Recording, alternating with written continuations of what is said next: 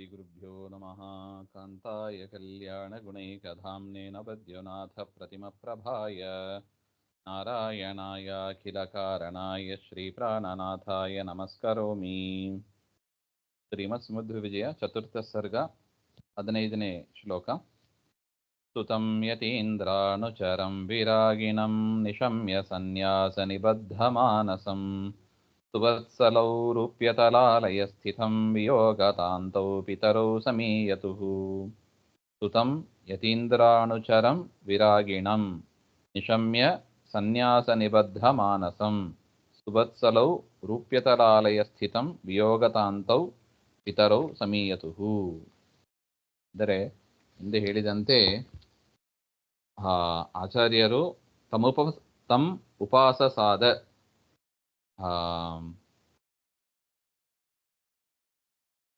ತನಗೆ ತತ್ವಜ್ಞಾನವನ್ನು ಕೊಡುವ ಶಿಷ್ಯ ಯಾವಾಗ ಬರುವನು ಅಂತ ಅಚ್ಯುತ ಪ್ರೇಕ್ಷರು ನಿರೀಕ್ಷೆ ಮಾಡ್ತಾ ಇದ್ರು. ನಿರೀಕ್ಷೆ ಮಾಡ್ತಾ ಅನಂತೇಶ್ವರ ಸೇವೆಯನ್ನು ಮಾಡ್ತಾ ಇದ್ರು ಉಡುಪಿಯಲ್ಲಿ. ಆ ಸಂದರ್ಭದಲ್ಲಿ ಆಚಾರ್ಯರು ಅಲ್ಲಿಗೆ ಬಂದರು, ಅಂದರೆ ವಾಸುದೇವ ಅಲ್ಲಿಗೆ ಬಂದರು ಅಂತ ಹೇಳಿದರು. ಆಚಾರ್ಯರು ಅಚ್ಯುತ ಪ್ರೇಕ್ಷರ ಹತ್ರ ಬರ್ತಾರೆ, ಸನ್ಯಾಸ ದೀಕ್ಷೆ ಸ್ವೀಕಾರ ಮಾಡುವುದಕ್ಕಾಗಿ ಬರ್ತಾರೆ.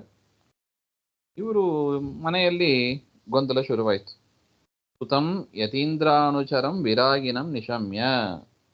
ಸುವತ್ಸಲು ಮಗನ ಮೇಲೆ ಭಾರಿ ಪ್ರೀತಿ ಉಳ್ಳವರಾದ ವಿಯೋಗತ ಅಂತೌ, ವಿಯೋಗ ಕ್ಲಿನ್ನೌತೌ ಅಂತ ಬರೀತಾರ. ಮಾತಾಚ ಪಿತಾಚ ಪಿತರೌ, ಅವರ ತಂದೆ ತಾಯಿಗಳು, ಮಧ್ಯಗೇಹ ಭಟ್ಟರ ತಂದೆ ತಾಯಿಗಳು. ಸುತಂ ಯತೀಂದ್ರಾನುಚರಂ, ಮಗ ಅಚ್ಯುತ ಪ್ರೇಕ್ಷರ ಶಿಷ್ಯರಾಗಿ ವಿರಾಗ ಅಂದ್ರೆ ಸನ್ಯಾಸವನ್ನ ಸ್ವೀಕಾರ ಮಾಡ್ತಾ ಇದ್ದಾನೆ, ವಿರಾಗಿ ಆಗಿದ್ದಾನೆ. ರಾಗಿ ಅಂದ್ರೆ ರಾಗ ಉಳ್ಳವ ಅಂತ ಅರ್ಥ. ವಿರಾಗಿ ಅಂದ್ರೆ ವಿಷಯ ಪದಾರ್ಥಗಳಲ್ಲಿ ಆಸಕ್ತಿ ಇಲ್ಲದವ ಅಂತ ಅರ್ಥ. ವಿರಾಗಿ ಸನ್ಯಾಸ ತೆಗೆದುಕೊಳ್ಳೋದಕ್ಕೆ ಮುಖ್ಯವಾದ ಅರ್ಹತೆ ಪರಮಾತ್ಮನಲ್ಲಿ ಭಕ್ತಿ, ವಿಷಯದಲ್ಲಿ ವಿರಕ್ತಿ.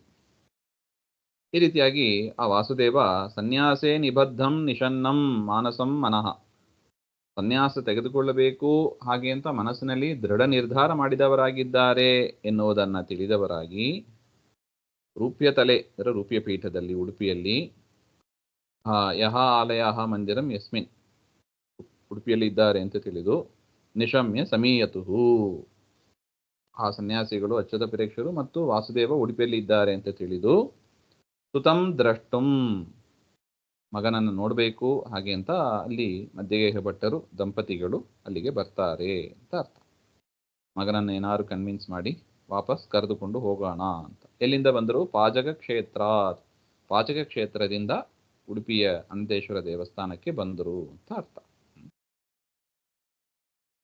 ಸುತಂ ಯತೀಂದ್ರಾನುಚರಂ ವಿರಾಗಿಣಂ ನಿಶಮ್ಯ ಸನ್ಯಾಸ ನಿಬದ್ಧ ಮಾನಸಂ ಸುವತ್ಸಲೌ ರೂಪ್ಯತಲಾಲಯ ಸ್ಥಿತಂ ವಿಯೋಗತಾಂತೌ ಪಿತರೌ ಸಮೀಯತುಃ. ಶ್ರೀಮಧ್ವಾಂತರ್ಗತ ಶ್ರೀಕೃಷ್ಣಾರ್ಪಣಮಸ್ತು.